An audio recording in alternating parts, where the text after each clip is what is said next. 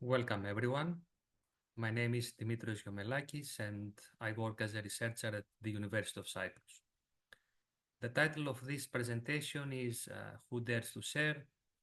Assessing Perceptions of Disinformation in Cyprus. More specifically, I'm going to present the main findings of a joint study conducted in Cyprus as part of the work carried out within MEDMO, a European research program funded by the European Commission.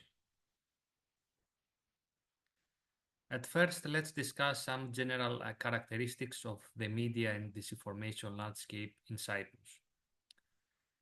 The disinformation landscape in the country can be considered complex and multifaceted, shaped by several factors, such as the country's unique political and cultural context, the geographical location and islands division since 1974, the low media and digital literacy levels among the population, and also the fragmented media environment and the heavy reliance on social media for accessing information and news content.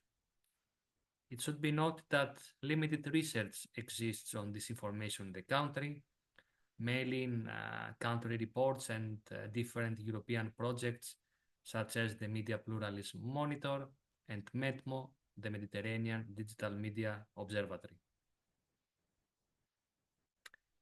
Proceeding with our study, the research questions were as follows. First, to what extent are Cypriots exposed to false news and what are the key trends regarding the platforms, the content formats, and news categories in which such information most frequently appears? And second, how concerned are Cypriots about the prevalence and societal consequences of disinformation, and what actions do they take to verify news, if any, or believe citizens should take to tackle it? And let's move on to some key findings of our research. Regarding the general exposure to false news, the results indicated a high level of awareness, as nearly all respondents indicated that they were aware of the phenomena of online mis and disinformation. 77% reported that they believed they had been exposed to such news content in the past. Over a third of respondents reported that they often encounter false news and disinformation, and around half of them reported encountering such content sometimes. Regarding the platforms, social media was by far the most common platform, followed by news websites and TV stations.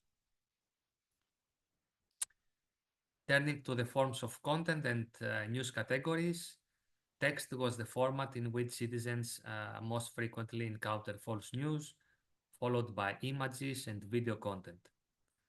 Politics was the most frequently cited category, followed by lifestyle, business economy, and also health news.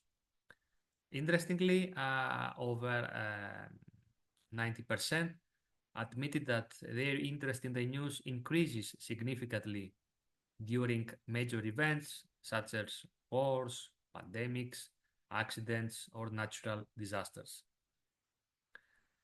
In terms of public concerns about disinformation, findings suggest a widespread awareness of the dangers posed by disinformation. And also, there was a high concern over artificial intelligence role in spreading disinformation. Further statistical analysis revealed some interesting results. For instance, key demographic variables, including age, level of education, and work industry, found to significantly shape individuals' perceptions of disinformation exposure. Moreover, levels of concern were found to vary by age group and work industry, indicating that personal background influences how seriously people perceive these risks. With respect to the means of verification, the most common method mentioned was verifying information by consulting various trustworthy news sources. while other responses included verifying information from experts and visiting the websites of different fact-checking organizations. It should be noted that 1 in 4 mentioned that they conduct their own verification, and 15% reported that they don't usually verify news stories, two statistics that raise significant concerns. Regarding the different ways to tackle disinformation, the majority suggested verifying information before sharing it, followed by educating themselves and others, and following reading trustworthy sources.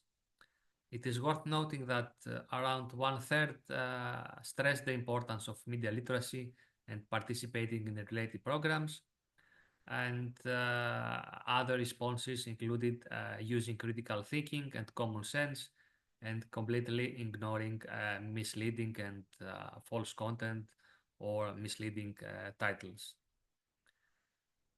Overall, this study attempted to map the disinformation landscape in Cyprus.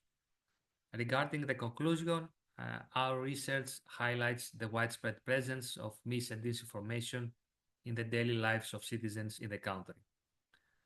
While most citizens appear aware of this phenomenon and express concern, a significant proportion don't usually verify news stories. Social media is the most common place for false and misleading information.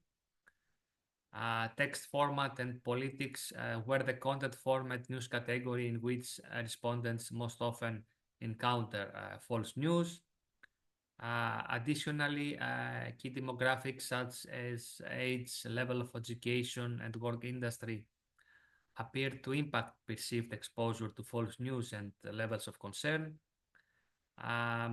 Results also indicate a growing concern of the negative impact of AI. And finally, many respondents emphasized the importance of media literacy to tackle disinformation. This is the end of my presentation, so thank you all for your attention.